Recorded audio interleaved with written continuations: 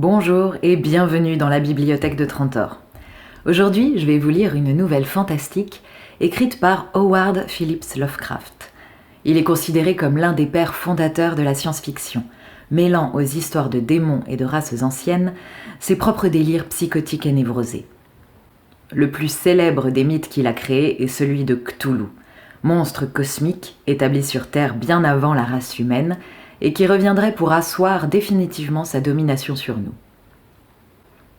Mais dans ma lecture d'aujourd'hui, rien d'extraterrestre à l'horizon. J'ai simplement trouvé un moyen détourné pour vous parler de l'une de mes passions, les chats.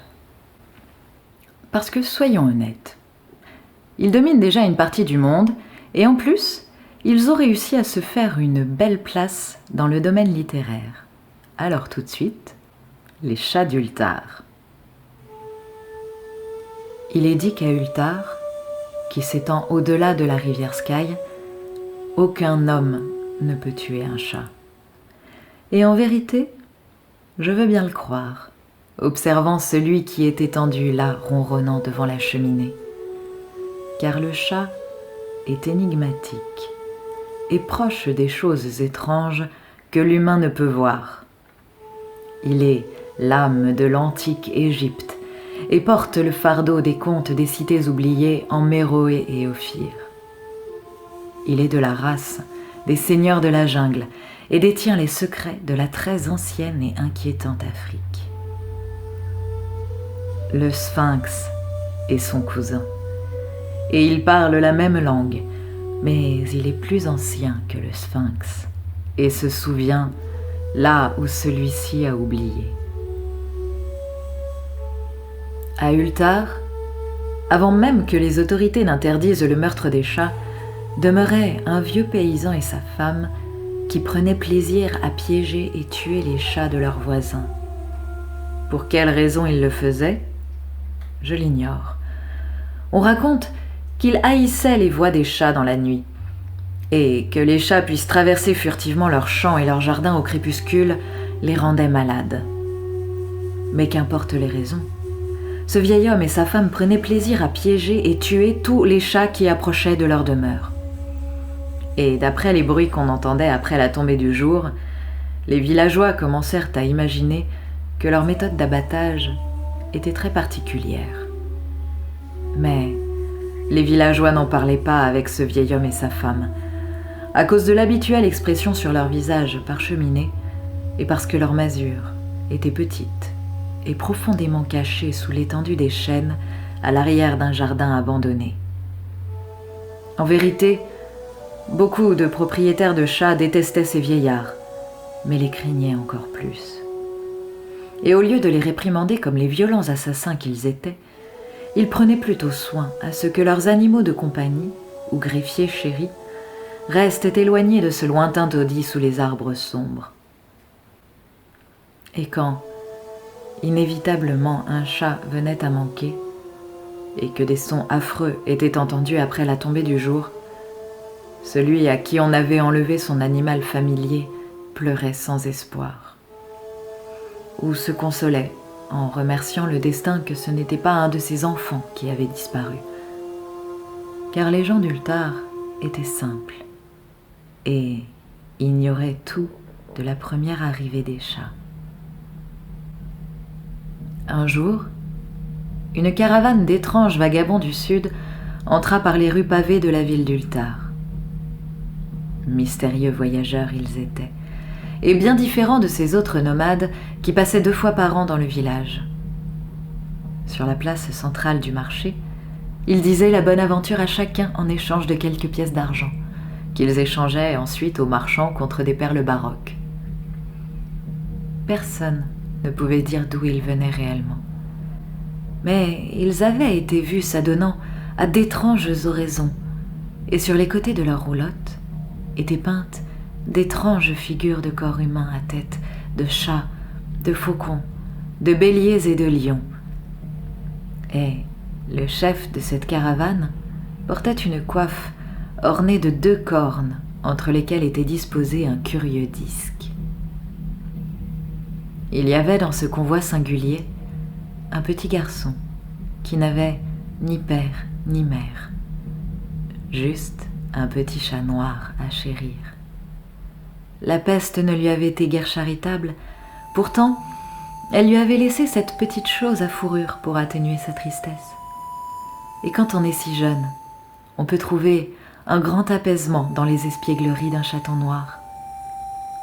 Alors, le garçon que le peuple basané appelait Ménès souriait plus souvent qu'il ne pleurait lorsqu'il était assis à jouer avec son adorable chat sur les marches d'une roulotte aux peintures bizarres.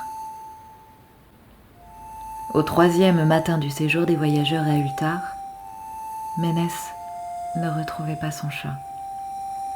Et alors qu'il sanglotait sur la place du marché, certains villageois lui racontèrent les rumeurs autour du vieil homme et de sa femme, et des bruits entendus lors de la nuit. Ainsi, lorsqu'il entendit ces choses, ses sanglots furent remplacés par la méditation, puis par des prières. Il allongea ses bras vers le soleil et pria dans une langue qu'aucun villageois ne pouvait comprendre. Et même, les villageois n'essayèrent pas de comprendre, tant leur attention était portée sur le ciel et les formes fantasques que les nuages épousaient. C'était très particulier, mais alors que le jeune homme relâchait sa requête, il semblait se former au-dessus une ténébreuse et nébuleuse figure de choses exotiques, des créatures hybrides couronnées de disques ornés de cornes. La nature est remplie de ces illusions qui impressionnent l'imaginatif. Cette nuit-là, les vagabonds quittèrent Ultar pour ne jamais revenir. Les villageois furent épouvantés de découvrir alors que partout dans le village, aucun chat ne pouvait être trouvé. De chaque foyer, le chat de la famille s'était évanoui. Des chats grands comme petits, noirs, gris, rayés jaune et blanc. Le vieux Cranon, le bourgmestre, jura que les gens basanés avaient enlevé les chats afin de se venger de la mort du chat de Ménès. Et il maudit la caravane ainsi que le jeune garçon. Mais Nit, le notaire Maigrichon, déclara que le vieux paysan et sa femme étaient bien plus suspects, car leur haine des chats était connue et incroyablement plus virulente. Peu importait. Personne n'alla se plaindre du sinistre couple, même lorsque le jeune Attal, le fils de l'aubergiste, jura qu'il avait vu au crépuscule les chats d'Ultar sur ce champ enclavé sous les arbres, faisant la ronde, doucement et solennellement autour de la masure, par rang de deux, comme s'il s'agissait de la célébration d'un rite animal inconnu. Les villageois ne savaient pas jusqu'à quel point il fallait croire un si jeune garçon, et comme ils craignaient que le couple malfaisant n'ait ensorcelé les chats jusqu'à leur mort, ils préférèrent ne pas blâmer le vieux paysan avant qu'il ne puisse le rencontrer en dehors de son champ sombre et repoussant. Alors, Ultar s'endormit dans une colère vaine. Et quand les gens se réveillèrent à l'aube, surprise, tous les chats étaient de retour dans leur foyer. Grands comme petits, noirs, gris, rayés jaune et blanc, aucun d'entre eux ne manquait. Les chats apparurent gras avec un poil soyeux, et leur ronronnement vibrait de contentement. Les citoyens parlèrent les uns avec les autres de cette affaire, et ne s'émerveillèrent pas qu'un peu. Le vieux Cranon insista encore sur le fait que c'était le peuple basané qui les avait pris, puisqu'aucun chat ne revenait vivant de la demeure du vieil homme et de sa femme. Mais ils étaient tous d'accord sur une chose. Le refus des chats de manger leur mou et de boire leur soucoupe de lait était extrêmement curieux. Et pendant 2 jours, les chats paresseux d'Ultar ne touchèrent aucune nourriture. Ils se prélassaient simplement à la chaleur du feu ou du soleil. Il fallut attendre 1 semaine complète avant que les villageois ne remarquent qu'aucune lumière n'émanait des fenêtres de la maison sous les arbres au crépuscule. Ensuite, Nit, le Maigrichon, remarqua que personne n'avait vu le vieil homme et sa femme depuis la nuit où les chats étaient partis. La semaine suivante, le bourgmestre décida d'outrepasser ses peurs. Il considérait comme un devoir de sa charge d'enquêter sur cet étrange silence persistant. Mais en le faisant, et par précaution, il se fit accompagner de Shang, le forgeron, et de Tulle, le tailleur de pierre, en tant que témoin. Et après avoir fracassé la porte branlante, ils ne trouvèrent que ceci: 2 squelettes humains, proprement récurés sur le sol de terre, et un nombre impressionnant de scarabées rampant dans les coins sombres. Cela fut l'occasion de nombreuses discussions de la part des magistrats d'Ultar. Zat, le médecin légiste, se disputait à longueur de journée avec Nit, le notaire maigrichon. Et Cranon, Shang et Tulle étaient assaillis de questions. Même le jeune Atal, le fils de l'aubergiste, fut interrogé attentivement, et on lui donna une friandise en guise de récompense. Ils discutèrent du vieux paysan et de sa femme, de la caravane des voyageurs mystérieux, du petit Ménès et de son chat noir, de l'incantation de Ménès et du ciel pendant celle-ci, de ce que firent les chats la nuit où la caravane partit, et de ce qui fut trouvé dans la chaumière sous les arbres inquiétants dans l'abject jardin.